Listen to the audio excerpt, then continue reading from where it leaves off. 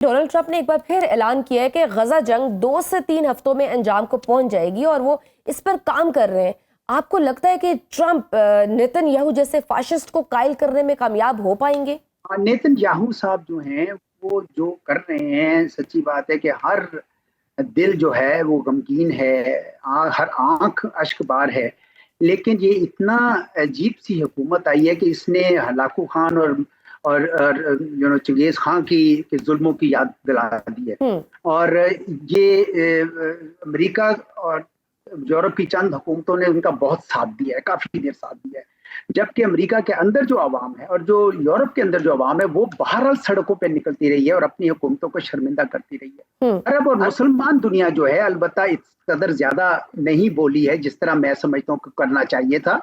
अब वो मिले हैं जद्दा में, उन्होंने ठीक है कंडेम किया है इसराइल के जो ग्रेटर इसराइल का जो प्लान अभी नेतन्याहू साहब ने अनाउंस किया है उसको बड़ी तेजी से बड़ी जोरदार तरीके से मुस्तरद तो किया है, लेकिन कुछ एक्शन लेने पड़ेंगे उनके खिलाफ। इसराइल के साथ हर किस्म के ताल्लुकात खत्म करने पड़ेंगे, सफारत खाने जिन्होंने बनाए वो भी खत्म करें। नेतन्याहू साहब इस वक्त वॉर क्रिमिनल हैं और वो इसीलिए जंग जारी रखे हुए हैं क्योंकि अदरवाइज उनके अपने मुल्क के अंदर जो है वो पकड़े जाएंगे बिल्कुल। तो अब मेरा ख्याल है उन्होंने अपने जवाल की जो इब्तदा है वो कर दी है ये ग्रेटर इसराइल का प्लान अनाउंस करके, क्योंकि इससे तो सारे मुल्क जो हैं जिनको वो अब उनकी अपनी जद में लाना चाहते हैं वो सारे अब उसके खिलाफ होंगे। तो अगर डोनाल्ड ट्रंप साहब कहते हैं कि मैं करवा दूंगा, जंग बंद करवा दूंगा, यकीनन करवा सकता है अमेरिका, क्यों नहीं करवा सकता। अगर अमेरिका की इमदाद बंद हो जाए तो इसराइल तो 4 दिन नहीं चला सकेगा अपने आप को। तो ये अमेरिका के हाथ में। क्या डोनाल्ड ट्रंप सारी कांग्रेस को मुतफिक कर सकेंगे, अमेरिका में जूश लॉबी को ओवर पार कर सकेंगे, ये मुझे नहीं पता, लेकिन अगर कर दें तो ये बहुत अच्छा होगा। लेकिन सर जैसे अभी रिसेंटली हमने देखा है कि ऑस्ट्रेलिया जैसा मुल्क जो अमूमी तौर पर कभी किसी मुतनाज़ मामलात में नजर नहीं आता, उसने ईरानी सफीर को मुल्क बदर कर दिया है ये कह करके ये यहूदियों के कातिल हैं। क्या ये बाकायदा इसराइल के हक और मुखालिफ में जो आलमी धरेबंदी का आगाज नहीं है? क्योंकि कल ही इसराइल ने धमकी लगाई थी कि यूरोप और दीगर ममालिक को इसराइल और हमास में से चूज करना पड़ेगा। जी जी जी, बिल्कुल सही कह रही हैं आप। वो देखे ना, ये अजीब सा आर्गुमेंट है उनका कि चूंकि आज से 2-2.5 साल पहले हमास ने रिएक्शन किया, क्योंकि उनको आपने जेल में बंद किया हुआ एक किस्म का, पूरी गजा को जेल बनाया हुआ था, तो इसलिए अब इसराइल हर जुल्म कर सकता है in the name of right to self defence. अब ये नहीं चल रहा। मैं अभी आर्टिकल पढ़ रहा था, टॉम फ्रीडमैन रेगुलर लिखते हैं न्यूयॉर्क टाइम्स में, पूरी दुनिया में कॉलम जाता है उनका, तो वो कह रहे थे कि इसराइल जो है एक पराया स्टेट बनती जा रही है। यानी ठीक है वो उन्होंने जो इसराइलियों को मारा उसके जवाब में आपने उनकी तमाम लीडरशिप खत्म कर दी, लेकिन अब आप इस हद तक आगे चलते जा रहे हैं कि अस्पतालों के ऊपर बॉम्बिंग करें। अस्पताल के ऊपर भी आपने बॉम्बिंग की है, तो उसकी वजह से अब पूरी दुनिया में इसराइल का जो चेहरा है वो बड़ी मस्क हो गया है। और इस तरह के जो ममालिक है, इवन ऑस्ट्रेलिया और स्पेन और इस तरह के ममालिक भी अब सोच रहे हैं कि ये किस किस्म की लीडरशिप है वहां पे जो इसराइल को पूरी दुनिया में मुंह दिखाने के लायक नहीं छोड़ेगी। तो इस वजह से दबाव तो बढ़ रहा है। बांग्लादेश की भी बात करेंगे कि उनके साथ जो इस वक्त पाकिस्तान के ताल्लुकात हैं वो माजी में कभी भी ऐसे नहीं रहे। सबसे अहम ये है कि ताल्लुकात सिर्फ हुकूमती सतह पर नहीं बल्कि अवामी सतह पर भी हैं, और ये दौरा इस वजह से भी बड़ा इंपॉर्टेंट था कि 13 साल बाद ये सरकारी ऑफिशियल सफारती दौरा हुआ, लेकिन वहाँ पे फिर दोबारा से रियासती माफ़ी की जो वहाँ से डिमांड की गई, आप उसको कैसा देखते हैं?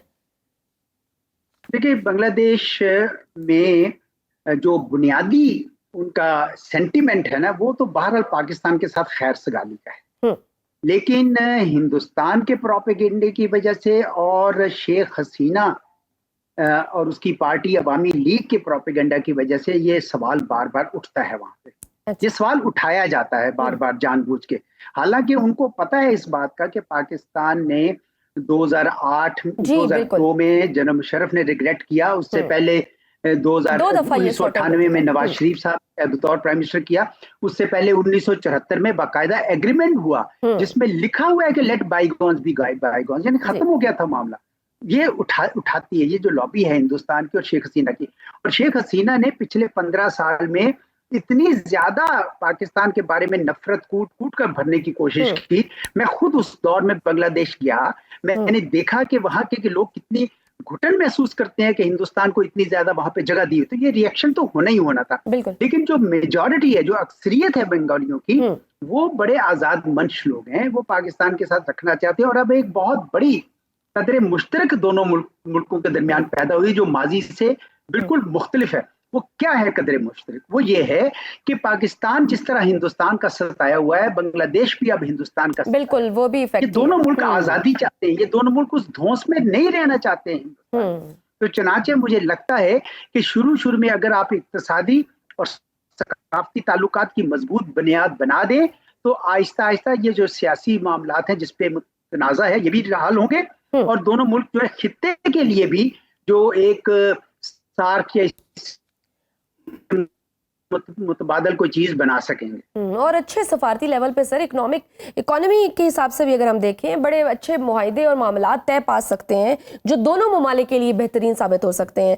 सर क्या ये पॉसिबल है कि पाकिस्तान अपने मौजूदा कामयाब सफारती महाज के पेश नज़र China, Iran, Afghanistan, Bangladesh, Turkey समेत दीगर अहम ममालिक के साथ मिलकर आलमी सतह पर भारत के खिलाफ मुकदमा लेकर जाए, जिसमें सिंतास मुआहदे की खिलाफ वर्जी समेत अगर हम भारत के अंदर जो अकलियतों के खुसूसन मुसलमानों और सिखों के साथ जो ज्यादतियां हो रही हैं उसको उजागर करें और जो प्रॉक्सी वॉर्स लड़ रहा है मुख्तलिफ मुल्कों में और पीस को खराब करने की कोशिश कर रहा है, उस पर उसके खिलाफ मुकदमा लड़ा जाए? बिल्कुल, ये ना सिर्फ ये किया जाना चाहिए बल्कि ये इस वक्त से ज्यादा बेहतर फिजा भी नहीं है, क्योंकि हिंदुस्तान ने अपनी गलतियों की वजह से अमेरिका को और दूसरे बहुत सारे ममालिक को खफा कर दिया है, खित्ते के तमाम ममालिक को खफा कर दिया है।